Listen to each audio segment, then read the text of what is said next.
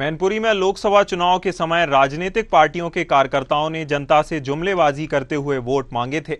वहीं दूसरी तरफ उत्तर प्रदेश में गिहार समाज के लोग निवास कर रहे हैं। इस समाज के लोगों ने समाजवादी पार्टी को वोट दिए। बिहार समाज के राष्ट्रीय अध्यक्ष वरुण गिहार ने अपने समाज के बारे में बताया और कहा कि जब भी लोकसभा चुनाव या विधानसभा चुनाव होते हैं तो समाज के लोग सिर्फ समाजवादी पार्टी के प्रत्याशी को ही वोट करते हैं, क्योंकि उत्तर प्रदेश के अंदर विकास कार्य सपा पार्टी करती है, जाति धर्म की राजनीति नहीं करती।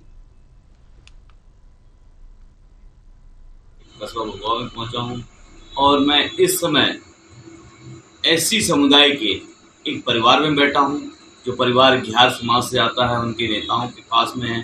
और देखा जाए इस समय लोकसभा चुनाव हो चुका है और मतदान वोट खुल भी चुके हैं, लेकिन राजनीति में पीछे नहीं हट रहा है गिहार समाज। और समाजवादी पार्टी की बात कही जाए तो इस बार इंडिया के अंदर बढ़ चढ़कर हिस्सा लेने वाला गिहार समाज है और उनके नेताओं के पास में इसमें बैठे हैं।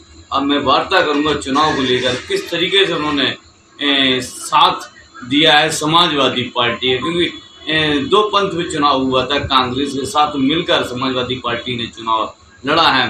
तो बिहार समाज ने कितना सहयोग किया है मैं जानने की कोशिश करूँगा। क्या नाम महोदय आपका? मैं वरुण गिहार हूँ। नमस्कार सभी को। और बिहार समाज का राष्ट्रीय अध्यक्ष हूँ, समाजवादी पार्टी में प्रदेश सचिव हूँ। महोदय, इस समय देखा जाए लोकसभा चुनाव हो चुका है और सीटें भी कहीं ना कहीं ठीक ठाक निकल कर आई हैं। जीतने की कगार तो पूरी हो चुकी थी, लेकिन कहीं ना कहीं सरकार नहीं बन पाई, उसका खेद है। और लेकिन बिहार समाज में उत्तर प्रदेश लेकर ऑल इंडिया में कितना समर्थन रहा समाजवादी पार्टी के लिए?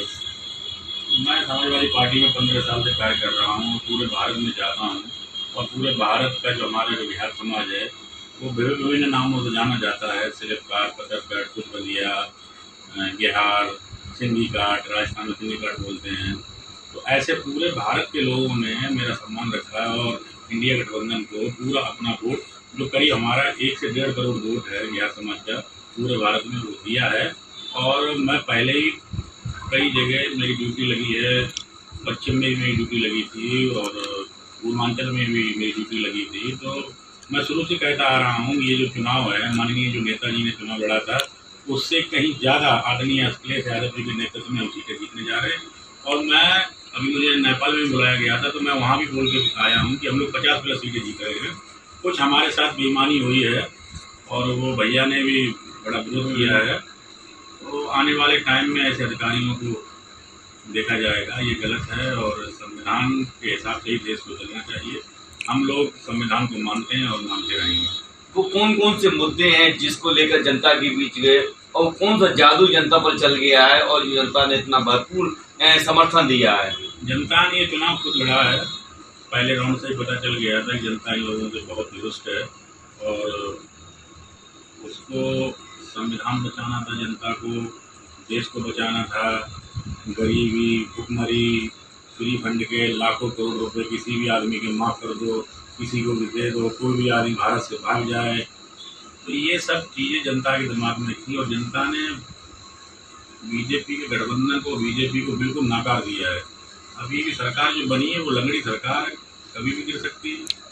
क्या ये दो बताए जा रहे हैं, दो चाचा ऐसे हैं जो भारतीय जनता पार्टी में शामिल हैं, क्या ये पिछली बार की तरह इस बार पलटने की कोशिश करेंगे या वहीं दबकर कार्य करेंगे समर्थन देकर?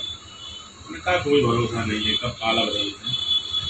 सुबह उठ के और अगर मोदी जी रात को कुछ भी बोल सकते हैं, ऐसे ही मोदी जी, ऐसे ही क्या नाम है इनका, नीतीश जी और नायडू जी जब कभी भी चाहें तो हमारे दरवाजे खुले हुए हैं, वो हमारे साथ जब भी आना चाहें उनको स्वागत है। लेकिन ऑफर तो बड़े बड़े दिए गए हैं, उन ऑफर का कोई असर नहीं पड़ा है।